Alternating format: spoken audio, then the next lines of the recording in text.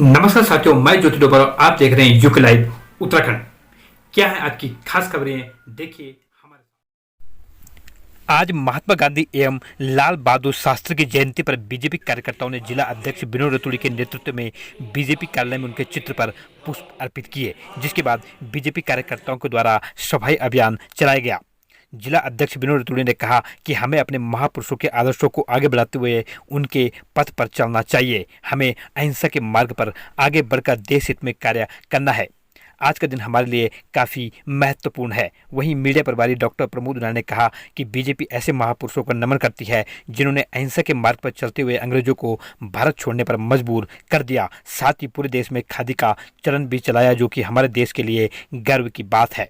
इस मौके पर काफी संख्या में बीजेपी कार्यकर्ता उपस्थित रहे।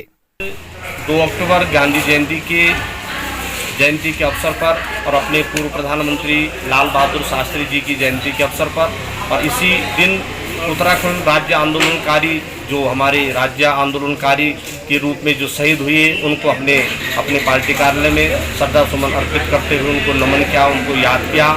और आज भारतीय जनता पार्टी का ये आह्वान है कि हम देश को स्वच्छ रखें, अपने घर को, अपने शहर को स्वच्छ रखें। और इसी निमित्त हमारे यहाँ पर सफाई का कार्यक्रम है।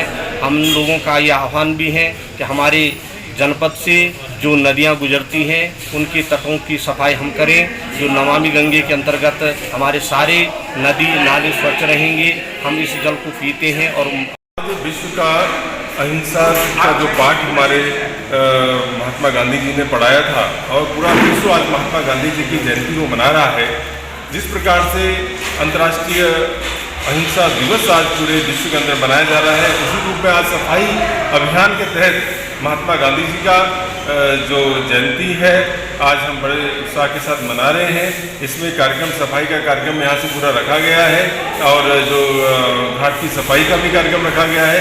मैं आज इस अवसर पर मैं निश्चित तौर पर जिन्होंने अपने शहादत को देते हुए उत्तराखंड राज्य को बनाया, ऐसे महान आंदोलनकारियों को मैं नमन करता हूँ।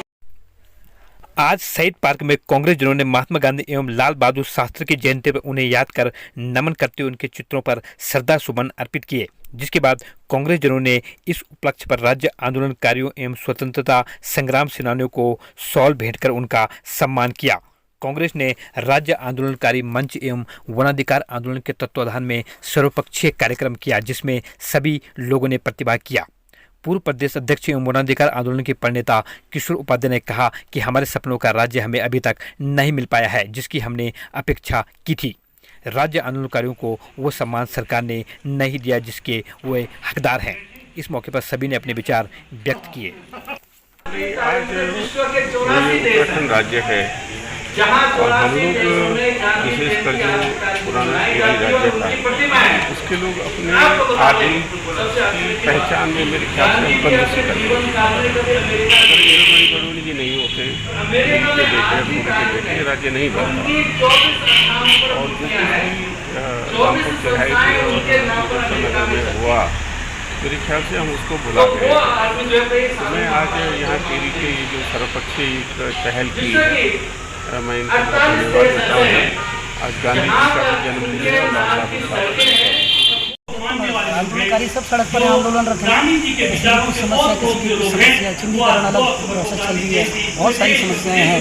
और शायद राज्य के आंदोलनकारियों के सपने के अनुसार इस राज्य का भी बहुत कुछ होना बाकी है। उनके अधूरे सपने देखो, गैर से राजधानी कितना बड़ा मामला मुद्दा है। आंदोलनकारी कब से चिल्लाए जा रहे हैं, उन आवाज़ों में उठा रहे। मुजफ्फरनगर कांड के दोषी जो है वो प्रमोशन पा रहे हैं, बड़े बड़े पदों पर बैठे हैं। कोई भी सरकारें हो, कोई भी उनको जो है न्याय नहीं दिला पा रही, इस इलाकों के पीछे नहीं दिला पा रही। तो बहुत सारी समस्याएं हैं क्योंकि हमारे शहीदों ने जिन्होंने अपना बलिदान दिया इस प्रदेश के लिए। और कितना कैसा दिन है, देखो एक तरफ हम आज महात्मा गांधी जी और लाल बहादुर शास्त्री जी की जयंती मना रहे हैं और वही दिन उत्तराखंड के इतिहास में एक काला दिन के रूप में दर्ज है। तो ये हमारे लिए बहुत बड़ा दुर्भाग्य है। बयान कर दी जाए तो उत्तराखंड में आंदोलन जिस कारण से किया गया था वो चीज़ें आज साकार रूप में होती नजर नहीं आती है, क्योंकि उत्तराखंड आंदोलन यहाँ की जंगल जमीन को बचाने के लिए, यहाँ के रीति रिवाज संस्कृति को बचाने के लिए किया गया था। यहाँ के लोग रोजगार यहीं कर सके, पलायन न हो, अपने पहाड़ों की सुरक्षा हो।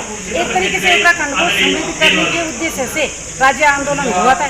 लेकिन आज 21 साल बीतने के पश्चात भी राज्य की स्थिति यूपी के जमाने से भी बदतर हो चुकी है। पंजाब में कांग्रेस सरकार में उठा पटक पर किशोर उपाध्याय ने कहा कि जब जब कांग्रेस को गिराने की कोशिश की गई तब तब कांग्रेस मजबूती के साथ उभरी है और इस बार भी कांग्रेस मजबूती के साथ खड़ी होगी।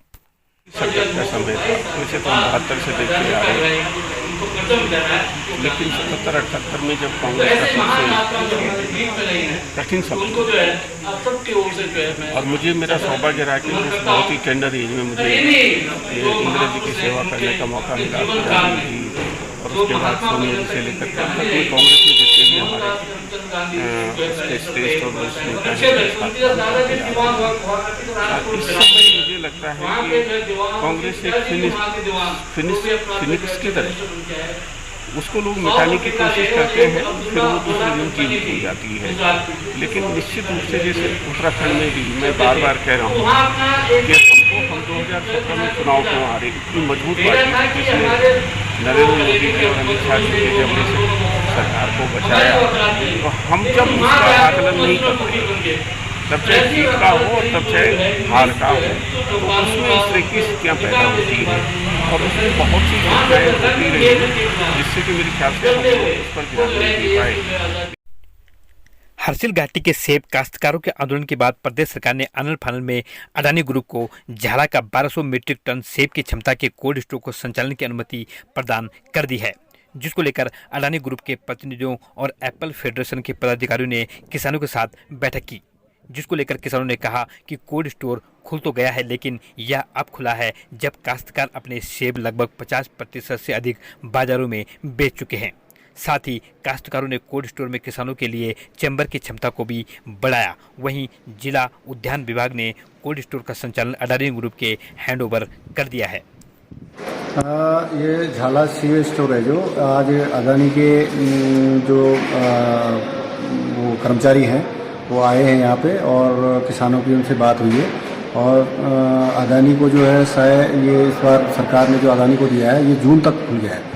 तो इसमें ये हुआ कि जो किसानों का चैम्बर होगा, हमारा जो एक चैम्बर था जो दिया गया है उसमें किसान अपने सेब रखेंगे और अगर बाई दफे अगर जैसे माना इन्होंने रेट अभी खोला नहीं है, आज शायद 2-3 बजे तक रेट खुल जाएगा इनका, तो उसमें अगर काश्तकार अगर नहीं मानता है उस रेट पे अगर राजी नहीं होता है तो फिर एक ये बात भी होके आई है कि भाई हम लोग जो आप सेब देंगे ओवर जो हमारा चैम्बर है उसमें 5500 क्रेटें आती है, अगर वो भर जाता है किसानों का तो क्या दूसरा चैम्बर खुल सकता है। तो इसमें ये बात हुई खुल के आई है। अडानी ग्रुप ने कहा है कि भैया ये तो सरकार का मामला है, विभाग क्या करता है, तो हम इस संबंध में फिर जिलाधिकारी महोदय से बात करेंगे कि अगर हो सकता है कि 10,000 क्रेटें लग जाए किसानों की, हम जिलाधिकारी महोदय से ये निवेदन करेंगे कि किसानों के लिए दूसरा चैम्बर खोलें।